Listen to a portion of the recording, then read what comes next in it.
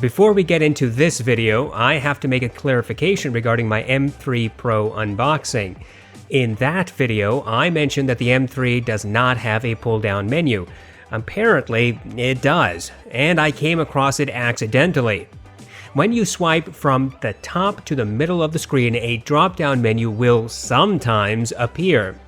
As you will see in this video, the menu activates whenever it wants to, and not when you want it to. Triggering the drop-down menu is a roll of the dice. Sometimes it works, sometimes it doesn't, and all the time when it does work, it is slow. The drop-down menu has options to move the playhead of the current song, skip song forward, backward, and pause. And you can quick launch the calculator and ebook reader applications. You can tap to like the track currently playing, change the screen brightness, and choose the playback method, either loop entire folder, loop song, shuffle, etc. Despite trying repeatedly before I uploaded my unboxing video, I could not get this menu to trigger. And even now, when I know it is in fact built into the OS, it is frustrating to use. Frankly, this drop-down menu is useless.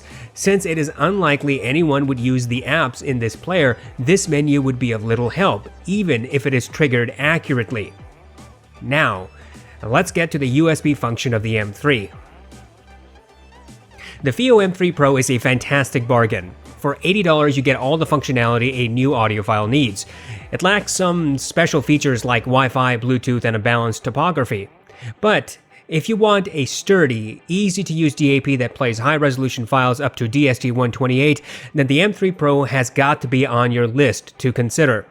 The M3 can be a USB DAC connection to your PC or Mac. It can send audio out via USB as a line-out function. And you can transfer files from any Android device to the M3 via USB. The USB DAC and file transfer is pretty self-explanatory. But what about the USB line-out function? The USB line-out works just as you would imagine. Connect a USB DAC to the M3 and the M3 will automatically send audio out. You don't need to fiddle with settings or special software, just connect. Theoretically, you could connect your USB amp DACs like the AudioQuest Dragonfly Red or Cobalt to the M3. You would theoretically get unmodified audio out to the Dragonfly DACs to process and amplify. I say theoretically because it doesn't actually work. In fact, out of all the portable USB amp DACs I have, only 3 work with the M3 and only 1 actually works properly.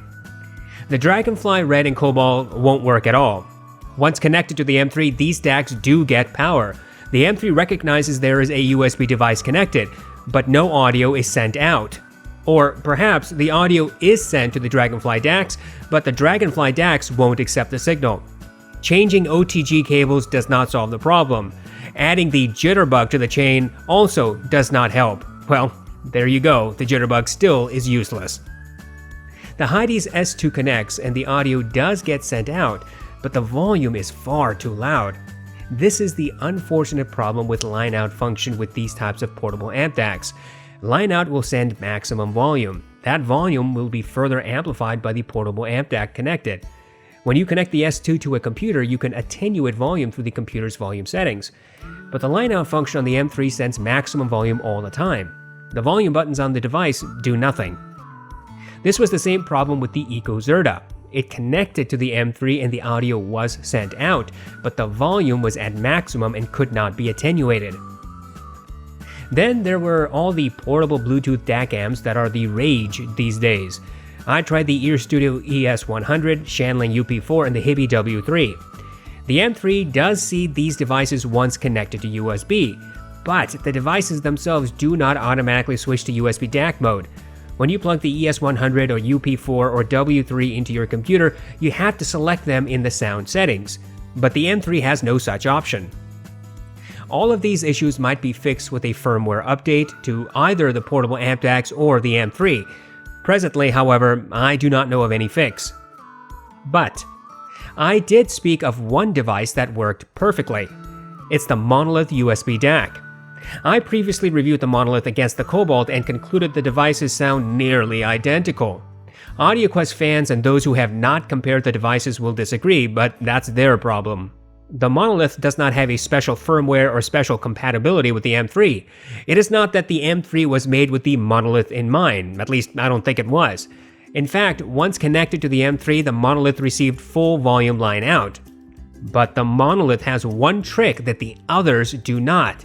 It has volume buttons. On one side, there are two volume up and volume down buttons that work perfectly. Consequently, you can attenuate the volume through the Monolith. Why were volume buttons not included on any of the other portable amp DACs? Well, probably because those companies assumed you would use their devices only with phones and computers, which can function through USB as a USB device and not USB line out. And probably also because of lack of imagination. What about the sound difference between the M3 directly versus the M3 and Monolith combo?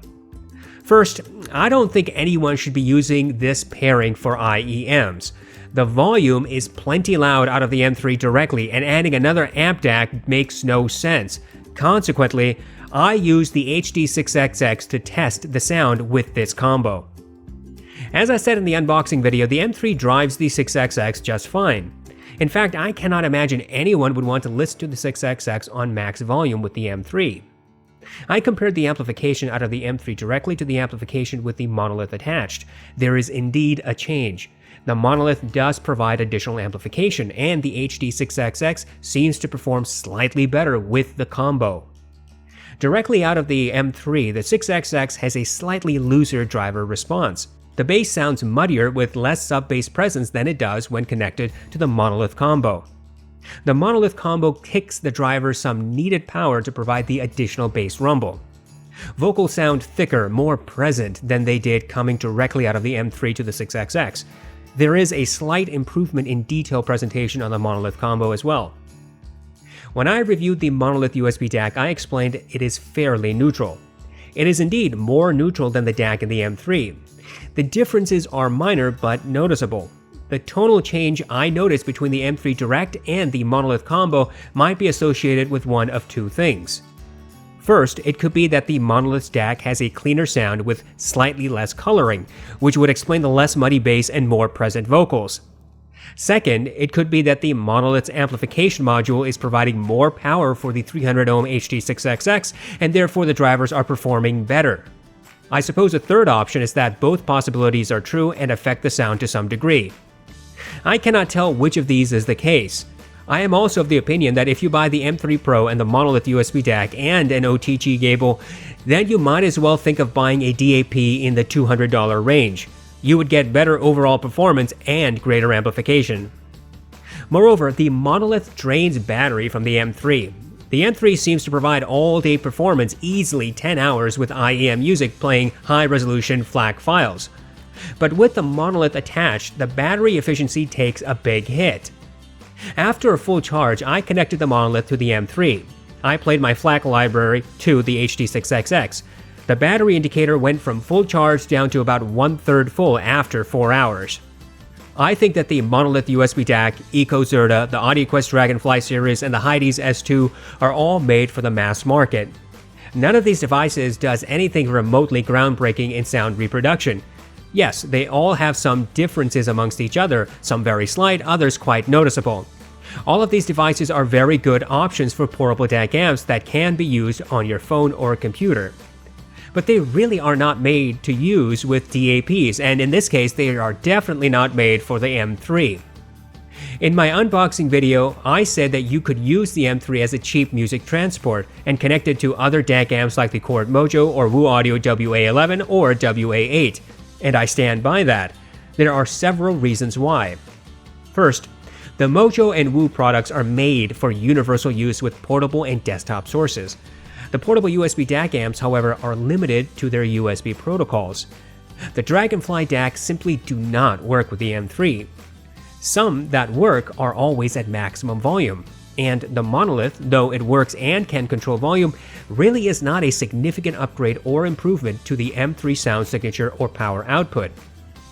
The second reason is that DAC amps like the Wu products and the Mojo are designed to drive very high impedance headphones. If you have many full-size headphones or intend to experiment in the future, having an amplifier that will suit all types of impedances is imperative. Finally, the Mojo and Woo products really do provide vastly different sound signatures than the M3. If you want to have a smoother tonality, then the Woo amp DACs would give you that. If you wanted a more intimate, less detailed sound, then the Mojo would be an option. Of course, if you simply want portable amplification for your M3, you have many excellent options under $200. But if you like expensive things, there are several portable amplifiers that will cost you your marriage, love of your children, respect of your neighbors and friends, but provide you with exceptional amplification as you live in your homeless shelter. Look, I'm not trying to be facetious. I simply do not think a portable USB amp DAC like the Monolith USB is a worthwhile purchase for the sole purpose of connecting to the M3. If you already have the Monolith or Dragonfly, that's a different story. But I think you get a lot more for your money if you stick to a traditional portable amp DAC rather than the USB stick versions if you want to pair with the M3. Obviously, the M3 doesn't need an amplifier if you only use IEMs, and even with full-sized headphones, it is clear that you can use headphones like the HD6XX, which are 300 ohms, in order to get good sound quality. I think that the M3 really does have a great sweet spot from IEMs to headphones up to 150 ohms. Obviously, all this will depend on drivers and how the headphones themselves are designed. That being said, I still think that the M3 is a fantastic bargain at $80, and it could really well be your transport for the future. And all you may actually ever want is experimentation with amplifiers.